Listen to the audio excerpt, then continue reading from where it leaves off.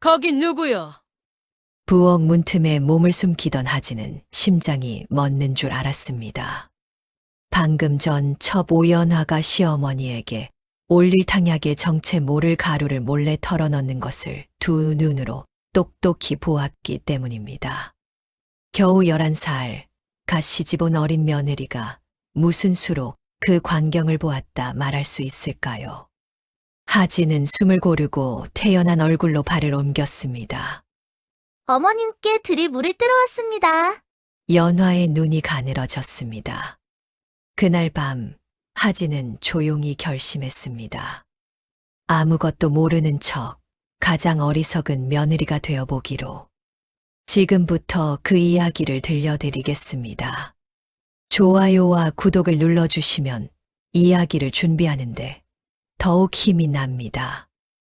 옛날 옛적 조선 땅 어느 고을에 몰락한 양반가의 딸 서하진이 살고 있었습니다.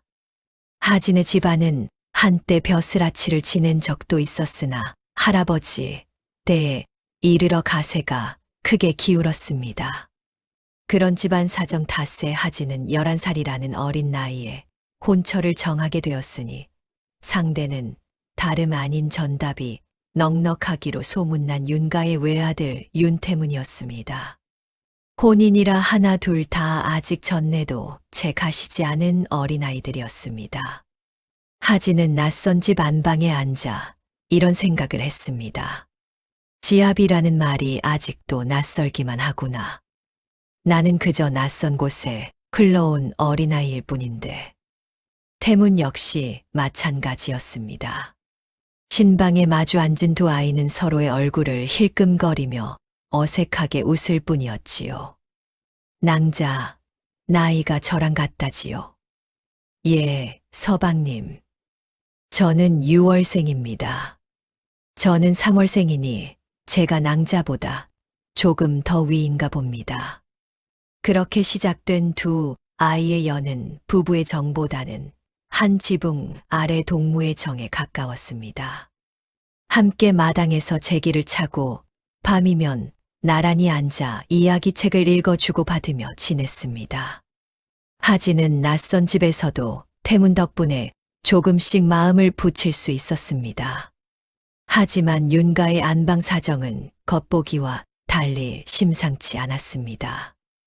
안주인 정명숙은 몇 해 전부터 알 수 없는 병으로 자리보전을 하고 있었고, 시아버지 윤석주의 첩인 오연화가 대신 살림을 도맡고 있었습니다. 처음에는 병든 명숙을 성심으로 돕는 첩이라 하여 다들 연화를 좋게만 보았습니다. 그러나 세월이 흐를수록 연화의 손에 들어가는 것들이 하나둘 늘어갔습니다. 곧간 열쇠가 넘어가고 장부가 넘어가고 나중에는 종들에게 명을 내리는 것조차 연화의 몫이 되었습니다. 어느새 윤가에서 연화를 안주인으로 여기지 않는 이가 없을 지경이었지요. 석주는 그런 연화를 조금도 의심하지 않았습니다. 오히려 병든 부인을 지극정성으로 돌보아 준다며 고마워하기 바빴습니다. 부인이 저리 누워있는데 연화 자네가 없었더라면 이 집이 어찌 되었겠나. 참으로 고마운 사람일세.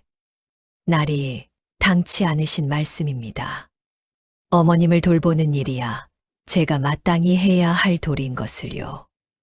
연화는 그렇게 겸손한 낯빛으로 대답하곤 했습니다만 그 속내는 아무도 알지 못했습니다. 명숙은 병든 몸으로도 어린 하진을 볼 때마다 마음이 쓰였습니다. 갓 시집온 어린 며느리가 낯선 집에서 고생할 것을 생각하면 자신의 병보다 그것이 더 걱정이었지요. 추운 밤이면 몸종을 시켜 이불 한 채를 더 보내주었고 몰래 곡식을 챙겨 두었다가 친정에 보내라며 하진의 손에 쥐어주기도 했습니다. 어머님, 이 귀한 것을 어찌 제게 자꾸 챙겨주십니까? 내가 너를 보면 꼭 내 어릴 적을 보는 것만 같구나. 낯선 곳에 와서 얼마나 무섭고 외로우냐. 친정 생각도 날 것이고 어미 된 마음에 그냥 있을 수가 있어야지. 하진은 그런 명숙에게서 친정어머니와 같은 정을 느끼기 시작했습니다.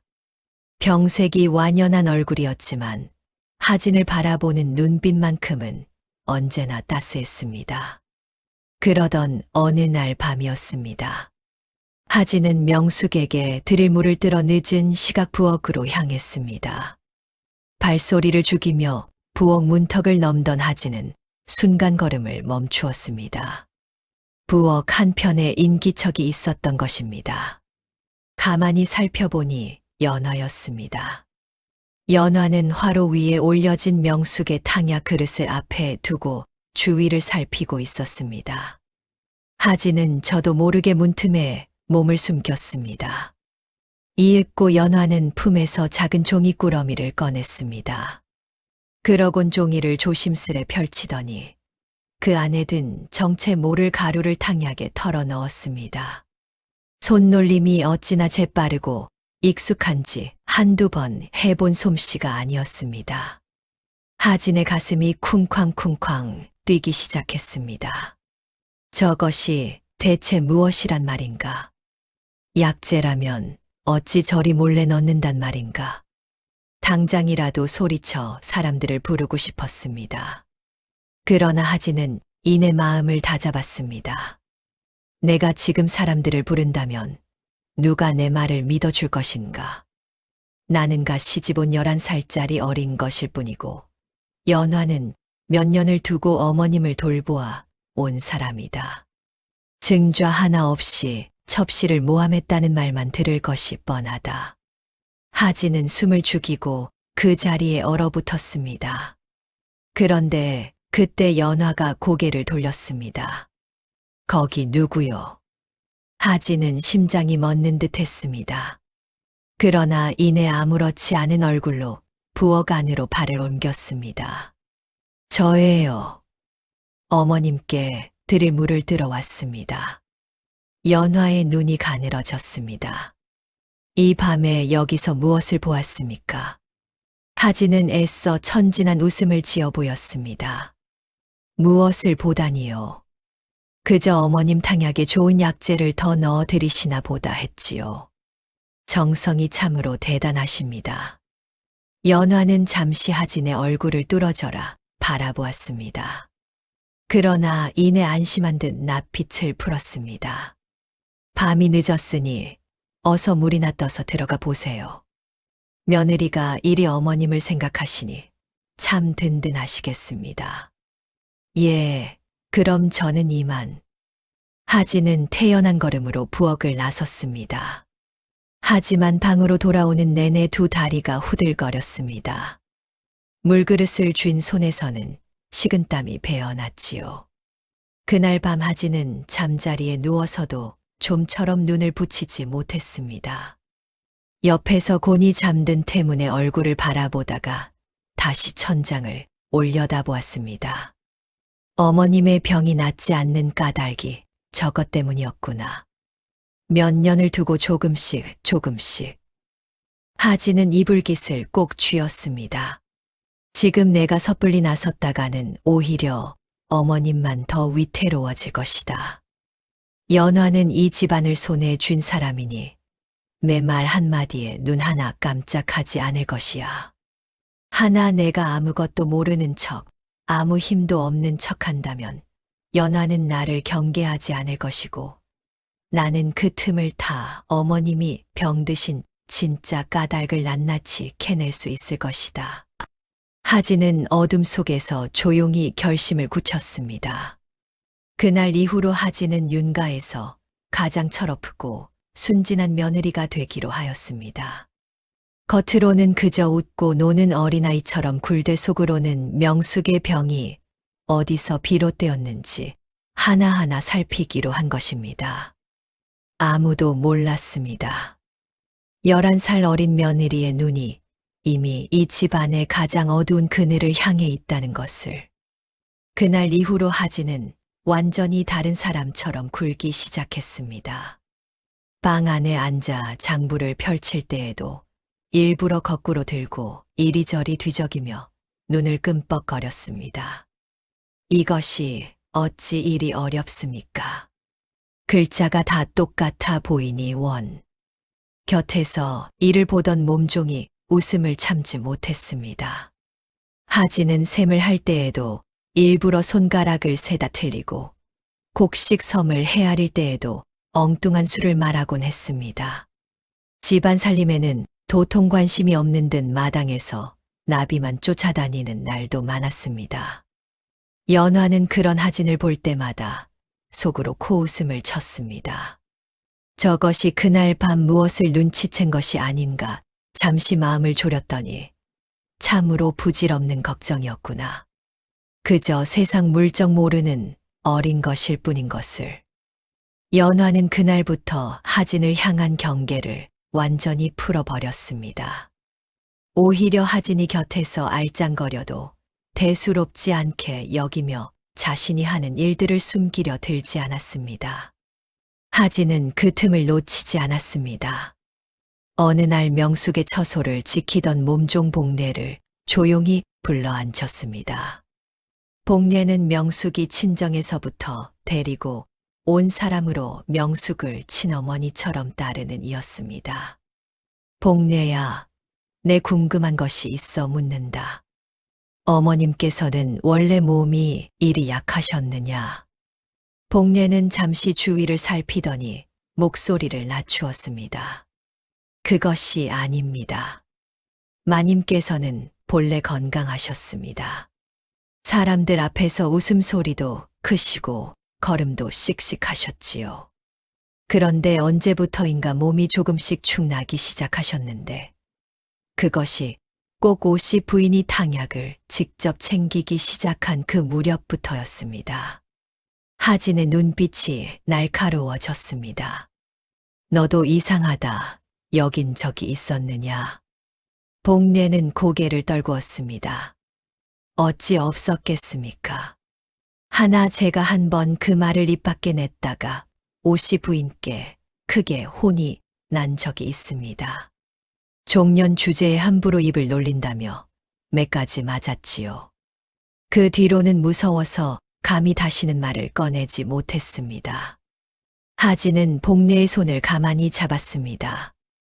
내가 다 알아낼 것이다. 너는 그저 내가 묻는 것에만 조용히 답해다오. 그날부터 하진은 은밀히 움직이기 시작했습니다. 연화가 탕약을 올리고 자리를 비운 틈을 타 그릇을 몰래 비우고 따로 마련해 둔 다른 탕약으로 바꾸어 놓았습니다. 며칠이 지나자 놀라운 일이 벌어졌습니다. 늘 핏기 없던 명숙의 낯빛에 조금씩 화색이 돌기 시작한 것입니다. 이상하구나. 요 며칠 몸이 한결 가벼운 듯하니 명숙이 그리 말할 때마다 하진의 가슴은 뛰었습니다. 내 짐작이 틀리지 않았구나. 연화가 올리는 그 탕약 속에 정말로 어머님을 병들게 하는 것이 들어있었구나. 한편 하진은 연화의 아들 윤태복과도 점점 가까워지고 있었습니다. 태복은 처음에는 하진을 몹시 경계했습니다.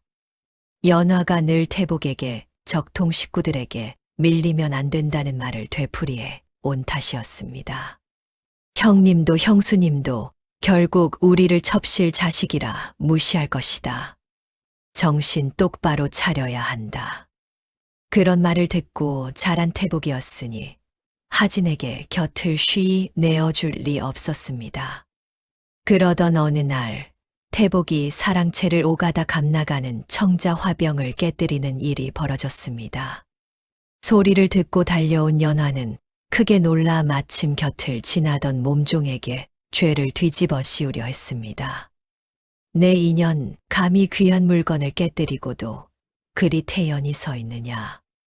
몸종이 억울함에 눈물을 글썽이는 사이 하진이 나섰습니다. 어머님, 그 아이의 잘못이 아닙니다. 소녀가 태복이와 함께 그 곁을 지나다 태복이가 실수로 부딪힌 것을 보았습니다. 연화는 하진을 흘겨보았지만 더는 몸종을 몰아붙이지 못하고 자리를 떴습니다. 그날 밤 태복이 하진을 찾아왔습니다. 형수님, 오늘 어찌 저를 도우셨습니까? 저를 좋게 볼 까닭이 없으실 텐데요. 내가 잘못한 일이 아닌데 누명을 쓸 뻔했으니 마땅히 밝혀야 할 일이었을 뿐이다. 그 일을 계기로 태복은 처음으로 하진에게 마음을 열었습니다. 며칠 뒤 함께 뒤뜰을 거닐던 태복이 별 생각 없이 입을 열었습니다. 형수님, 그런데 참 이상한 일이 있습니다. 어머니께서 종종 뒤뜰 저 오래된 장독 아래에 무언가를 감추시더군요. 무엇인지는 저도 모릅니다만. 하진의 심장이 크게 뛰었습니다. 태복이 자리를 뜬 뒤 하진은 복례와 함께 그 장독을 살펴보았습니다. 조심스레 장독을 들추자 그 아래에는 낯이 근 종이꾸러미 몇 개와 함께 두툼한 문서 뭉치가 숨겨져 있었습니다. 복례가 떨리는 손으로 문서를 펼쳐 보였습니다. 이것은 재산 문서가 아닙니까? 하진은 문서를 살피며 낯빛이 점점 굳어졌습니다. 그 안에는 윤가의 전답 일부를 태복의 이름으로 옮기려는 내용이 담겨 있었습니다. 명숙이 죽으면 석주의 마음을 움직여 본 뒤 적통인 태문에게 돌아갈 재산까지 태복에게 넘기려는 속셈이었던 것입니다. 이 여인의 뜻은 그저 안주인 자리를 빼앗는 데서 그치는 것이 아니었구나. 어머님을 아예 이 세상에서 지우고 이 집안 전부를 손에 넣으려는 것이었어. 하진은 문서를 챙겨 나가고 싶은 마음이 굴뚝 같았습니다.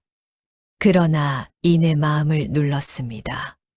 지금 이것만으로는 부족하다. 문서를 가져간들 연화는 자신이 알바 아니라 잡아댈 것이고 오히려 내가 남의 물건에 손을 댔다 몰릴 수도 있다. 좀 더 확실한 증거를 모을 때까지는 참아야 한다. 하진은 문서를 있던 자리에 그대로 되돌려 놓았습니다. 그런데 며칠 뒤 뜻밖의 일이 벌어졌습니다. 마당을 지나던 연화가 손에 들고 있던 문서 한 장을 슬쩍 떨어뜨렸습니다. 마침 그 곁을 지나던 하진은 아무 생각 없이 그것을 주워들었다가 그 안에 적힌 글귀를 무심코 읽고 말았습니다. 낯이 근 문구였습니다. 뒤뜰 장독 아래에서 보았던 바로 그 재산 문서의 내용이었지요. 고개를 든 하진은 그대로 얼어붙었습니다. 바로 코앞에 연화가 서서 자신을 뚫어져라 바라보고 있었던 것입니다. 하진은 황급히 종이를 거꾸로 돌려 쥐었습니다. 이것이 무엇인지 소녀는 잘 모르겠습니다. 그러나 이미 늦은 뒤였습니다. 연화는 아무 말도 하지 않았습니다. 그저 입가에 옅은 웃음을 머금은 채 조용히 돌아설 뿐이었지요. 하진의 등줄기에 서늘한 기운이 흘렀습니다. 그동안 자신이 숨죽여 연화를 살피고 있다 여겼는데 어쩌면 그날 밤 부엌에서부터 연화 역시 자신을 시험해 보고 있었던 것은 아니었을까. 그날부터 윤가 안에서는 사냥하는 사람과 쫓기는 사람의 자리가 조용히 뒤바뀌기 시작했습니다. 연화는 더 이상 마음을 놓을 수가 없었습니다. 그날 마당에서 마주쳤던 하진의 눈빛이 자꾸만 머릿속을 맴돌았습니다. 어린 것이라 여겼던 그 눈빛에는 분명 무언가를 알아챈 자의 서늘함이 있었습니다. 거기다 더 큰 근심이 있었습니다. 요 며칠 명숙의 낯빛에 점점 화색이 돌고 있었던 것입니다. 몸을 가누기도 힘겨워하던 사람이 이제는 자리에서 일어나 앉아 죽을 뜨기도 하였습니다. 이상하구나. 내가 올리는 탕약을 그대로 마시고 있을 터인데 어찌 몸이 이리 나아진단 말인가. 연화는 몸종을 시켜 은밀히 알아보게 하였습니다. 얼마 지나지 않아 하진이 자신이 올린 탕약을 몰래 버리고 다른 탕약으로 바꿔치기 하고 있다는 사실을 알게 되었습니다. 연화의 낯빛이 싸늘하게 굳었습니다. 저 어린 것이 겉으로는 아무것도 모르는 척 굴더니 속으로는 나를 벼랑 끝까지 몰아넣고 있었구나. 더는 두고 볼 수 없다. 저것부터 먼저 쳐내야겠다. 연화는 자신을 오래 따라온 몸종 하나를 불러 은밀히 일렀습니다. 내가 이르는 대로만 하거라. 오늘 밤 며느리 방에 이 꾸러미를 몰래 넣어두고 오너라. 아무도 보아서는 안 된다. 몸종은 그날 밤 어둠을 틈타 하진의 방으로 향했습니다. 그러곤 방 한쪽 이불장 밑에 수상한 약재 꾸러미를 슬쩍 밀어넣고는 서둘러 자리를 떴습니다. 그런데 마침 그 곁을 지나던 복례가 방에서 빠져나오는 몸종의 뒷모습을 우연히 보고 말았습니다. 복례는 그 즉시 하진에게 달려가 이 사실을 고하였습니다. 방금 오씨 부인의 사람이 아씨 방에서 몰래 나오는 것을 보았습니다. 아무래도 심상치 않습니다.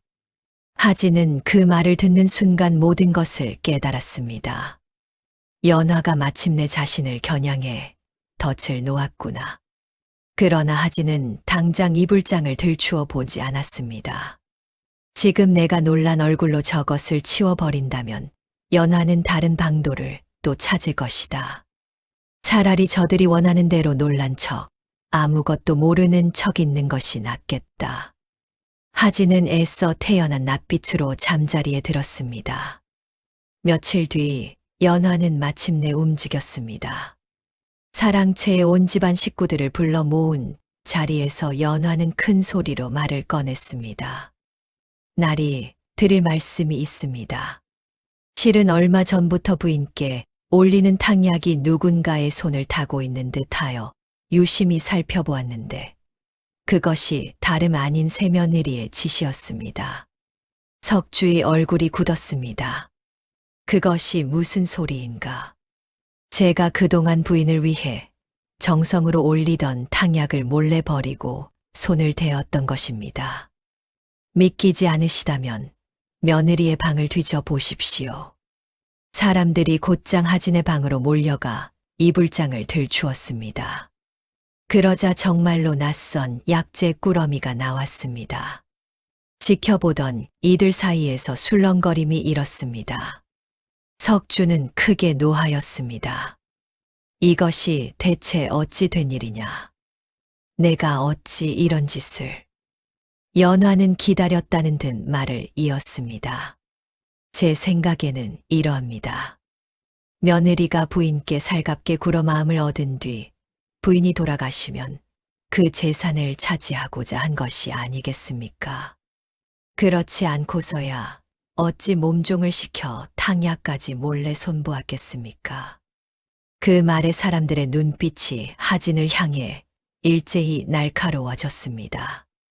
더구나 하진이 실제로 탕약을 몰래 버려온 것도 사실이었으니 상황은 걷잡을 수 없이 불리해졌습니다.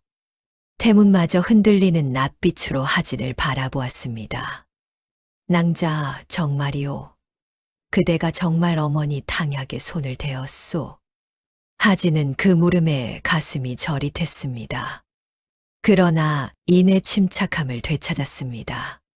지금 내가 성급히 모든 것을 밝힌다면 연화는 또 다른 수를 부릴 것이다. 아직 저 여인이 숨겨놓은 것이 더 있을 것이니 조금만 더 참고 기다려야 한다.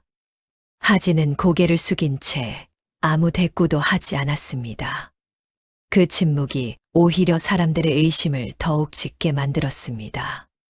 자신이 완전히 이겼다고 여긴 연화는 마지막 쐐기를 받기로 하였습니다. 그날 밤 연화는 아들 태복을 조용히 불러 앉혔습니다. 태복아, 내일 사람들 앞에서 이리 말해다오. 하진이 밤중에 약재 꾸러미를 몰래 감추는 것을 내가 직접 보았다고. 태복의 낯빛이 하얗게 질렸습니다. 어머니, 그것은 거짓이 아닙니까? 저는 그런 것을 본 적이 없습니다. 이 어리석은 것아, 지금 우리가 저 적통 식구들에게 밀리면 이 집에서 우리 모자가 발붙일 곳이 없다. 너를 위해서 하는 일이다. 태복은 밤새 잠을 이루지 못하였습니다. 어머니의 말을 따르자니 하진의 얼굴이 떠올랐고, 하진을 따르자니 어머니를 저버리는 것 같아 마음이 갈갈이 찢기었습니다. 다음 날 사람들이 다시 모인 자리에서 연화는 태복을 앞으로 이끌었습니다. 태복아, 내가 본 대로 말씀드리거라. 모두의 시선이 태복에게 쏠렸습니다.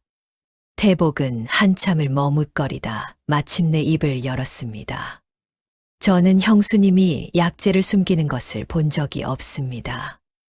연화의 낯빛이 순간 흔들렸습니다.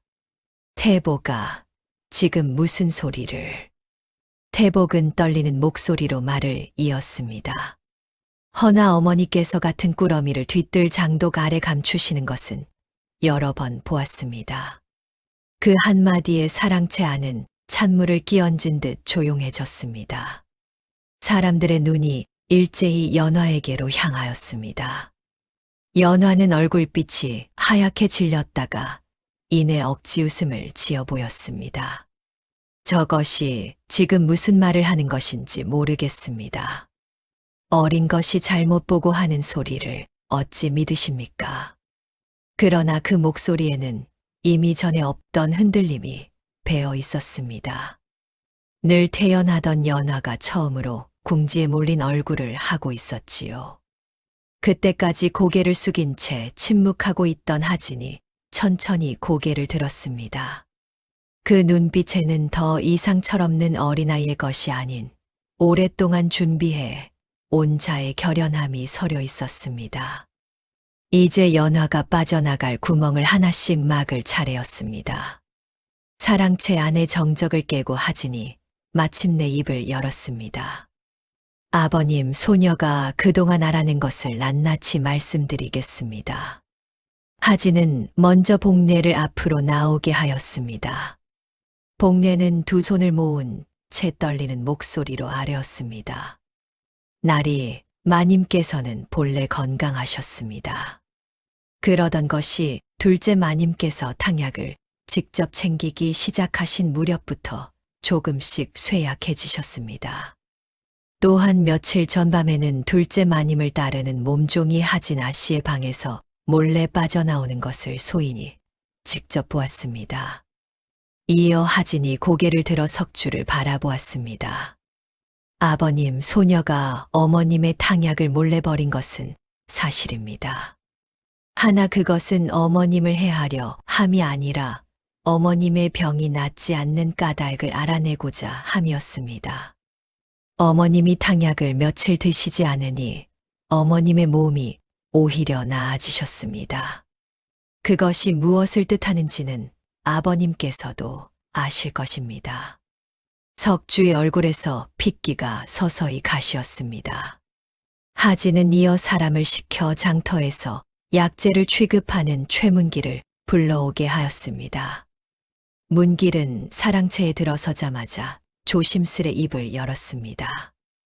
날이 소인은 오래전부터 부인댁 사람이 저희 가게에 자주 드나든 것을 기억하고 있습니다.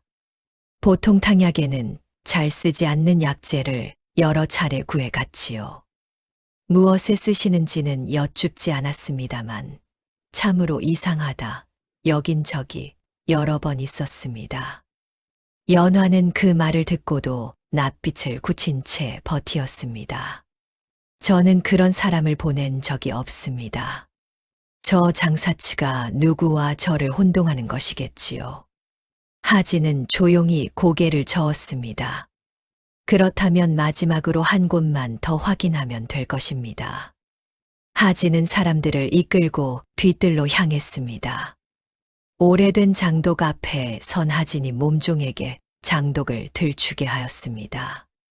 그 안에서는 연화가 미처 치우지 못한 약재 꾸러미와 재산 문서, 그리고 자잘한 폐물 몇 가지가 고스란히 드러났습니다. 지켜보던 사람들 사이에서 낮은 탄식이 흘러나왔습니다. 복례의 목격, 태복의 증언, 약재상 문길의 기억, 며칠 사이 달라진 명숙의 병세, 그리고 장독 아래에서 나온 재산 문서까지 모든 것이 하나로 이어졌습니다. 연화가 오랜 시간 명숙을 서서히 쇠약하게 만들어 안주인의 자리를 빼앗고 종래는 윤가의 재산 일부까지 자기 아들에게 넘기려 했던 속셈이 낱낱이 드러난 것입니다. 궁지에 몰린 연화는 더 이상 버티지 못하고 그 자리에 주저앉았습니다. 날이 이 모든 것이 다 태복이를 위한 일이었습니다. 저 아이가 첩실 자식이라 손가락질 받으며 살게 할 수는 없었습니다. 그것이 어찌 죄가 됩니까? 연화는 눈물을 쏟으며 태복을 향해 손을 뻗었습니다. 태복아, 어미를 좀 도와다오. 이 모든 것이 다 너를 위해서였다. 그러나 태복은 고개를 저으며 뒷걸음질 쳤습니다. 어머니, 저는 그런 방법으로 얻은 재산을 원한 적이 없습니다. 어찌 사람의 목숨을 두고 그런 짓을 하셨습니까?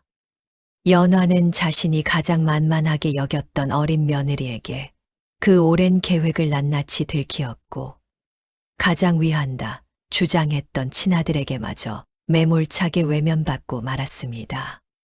석주는 오랫동안 아무 말도 하지 못한 채 서 있었습니다. 그러다 마침내 무겁게 입을 열었습니다. 내가 어리석었다. 병든 조강지처의 말은 귀담아 듣지 않고 곁에서 살가운 말만 하던 사람을 그리 믿었으니 이 모든 것이 다 내 불찰이다. 크게 후회한 석주는 더 이상 연화를 감싸지 않았습니다. 그날로 연화를 관아에 넘겨 죗값을 치르게 하였습니다. 연화가 집을 떠난 뒤 곳간 열쇠와 집안 살림은 다시 명숙에게 돌아갔습니다. 더는 수상한 탕약을 마시지 않게 된 명숙의 몸도 오랜 시간에 걸쳐 조금씩 예전의 건강을 되찾아 갔습니다. 마당을 거니는 명숙의 걸음걸이에도 다시 힘이 붙었습니다. 태무는 하진을 찾아와 고개를 숙였습니다. 낭자, 그동안 낭자를 온전히 믿어주지 못하고 흔들렸던 것을 용서해 주시오. 낭자가 홀로 그 무거운 짐을 지고 있는 줄도 모르고. 서방님, 그때는 저조차 아무 말도 해드릴 수 없었으니 어찌 서방님을 탓하겠습니까?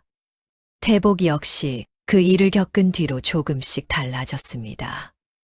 적통과 서자를 나누어 서로 경쟁해야 한다던 어머니의 가르침에서 벗어나 하진과 태문을 진심으로 형님과 형수로 대하기 시작했습니다. 모든 일이 마무리된 어느 날, 명숙은 하진을 곁으로 불러 그 손을 가만히 잡았습니다. 내 처음 너를 보았을 때에는 그저 어린 것이 낯선 집에 시집와 얼마나 고생이 많을까 안쓰럽기만 하였다. 내가 너를 지켜주어야 한다고만 여겼는데 정작 내 목숨과 이 집안을 지켜낸 것은 다름 아닌 너였구나. 하진은 명숙의 손을 마주 잡으며 조용히 웃었습니다. 어머님께서 제게 베풀어 주신 정이 없었더라면 저 역시 이 집에서 그리 버티지 못하였을 것입니다. 그리고 윤가 사람들은 뒤늦게야 깨닫게 되었습니다. 장부를 거꾸로 들고 셈도 제대로 못하던 11살 며느리가 실은 아무것도 모르는 것이 아니었다는 것을 말입니다. 모두가 하진을 그저 철없는 어린아이로만 얕보았기에 하진은 그 누구보다 가까운 곳에서 연화의 민낯을 끝까지 지켜볼 수 있었던 것입니다. 여러분은 어떻게 생각하시나요? 어리다고 약하다고 얕보았던 사람이 오히려 가장 가까이에서 진실을 지켜보고 있을지도 모릅니다. 겉모습만 보고 사람을 함부로 판단하지 않는 것, 그것이야말로 가장 큰 지혜가 아닐까 싶습니다. 오늘 이야기가 마음에 드셨다면 좋아요와 구독 부탁드립니다. 녹음야담은 여러분의 오늘이 최고의 하루가 되길 응원하겠습니다. 감사합니다.